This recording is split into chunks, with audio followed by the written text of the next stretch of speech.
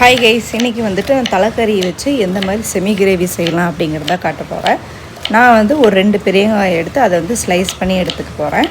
கூடவே ஒரு 3 சின்ன சின்ன தக்காளியாக நான் எடுத்துருக்கிறேன். 3 தக்காளியும் நான் ஸ்லைஸ் பண்ணி எடுத்துக்கிட்டு ஒரு 2 பச்சை மிளகாவும் இது கூட நான் ஆட் பண்ணிக்கிறேன். நான் ஒரு கடாயில் கடாய் சூடானதும் எண்ணெய் ஆட் பண்ணிக்கிறேன். எண்ணெய் ஆட் பண்ணதுக்கப்புறம் சோம்பு போட்டு சோம்பு பொரிஞ்சதுக்கப்புறமா நான் ஸ்லைஸ் பண்ணி வச்சுருந்த ஆனியன் ஆட் பண்ணிக்கிறேன். பச்சை மிளகாவும் கூடவே நான் ஆட் பண்ணிக்கிறேன். நான் 1 kg தலைக்கறி நான் செய்கிறேன். 1 kg தலைக்கறி நான் ஆல்ரெடி 70% குக்கரில் வேக வச்சு எடுத்துக்கிட்டேன்.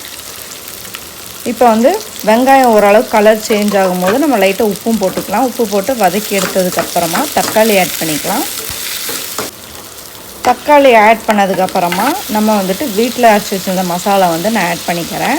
நான் கரம் மசாலா ஆட் பண்ணிக்கிறேன். கூடவே கொஞ்சம் கறி மசாலா மிளகாய்த்தூளும் ஆட் பண்ணிக்கிறேன். மஞ்சத்தூள் கொஞ்சமாக ஆட் பண்ணிக்கிறேன். மசாலா ஆட் பண்ணி நல்லா வணக்கி எடுத்துக்கலாம். இப்போ நான் ஆல்ரெடி தலைக்கறி வேக வச்சு எடுத்துக்கிருக்கேன். அதை இது கூடவே நான் ஆட் பண்ணி நல்லா ஃபுல்லாக மசாலா ஸ்ப்ரெட் ஆகிற மாதிரி நான் மிக்சிங் பண்ணிக்கிறேன்.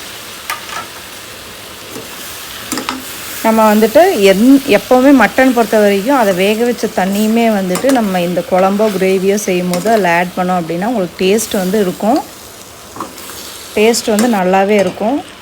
நான் இப்போ தலைக்கறி வேக வச்ச தண்ணி நான் இது கூட ஆட் பண்ணிக்கிறேன். செமி கிரேவிங்கிறதுனால நம்ம எக்ஸ்ட்ரா எந்த தண்ணியும் ஆட் பண்ணணுன்ட்டு அவசியம் இல்லை. நம்ம இதை வேக வச்ச தண்ணி மட்டுமே ஆட் பண்ணாவே போதும். இப்போ நல்லா ஒரு 10 நிமிஷம் ஹை ஃப்ளேமில் கொதிக்க விட போகிறேன்.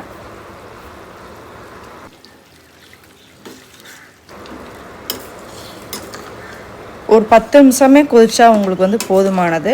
ஏன்னா 70% உங்கள் குக்கர்லேயே பாயில் ஆகி வந்துடுச்சு. ஓரளவுக்கு தண்ணியெல்லாம் கொஞ்சம் சுண்டி வரும்போது நீங்கள் கொத்தமல்லி தூவி விட்டு நீங்கள் ஸ்டவ் ஆஃப் பண்ணிக்கலாம். இந்த மாதிரி ரெசிபிஸ் பார்க்கணுன்னா நம்ம பேஜை மறக்காமல் சப்ஸ்கிரைப் பண்ணிக்கோங்க. தேங்க்யூ.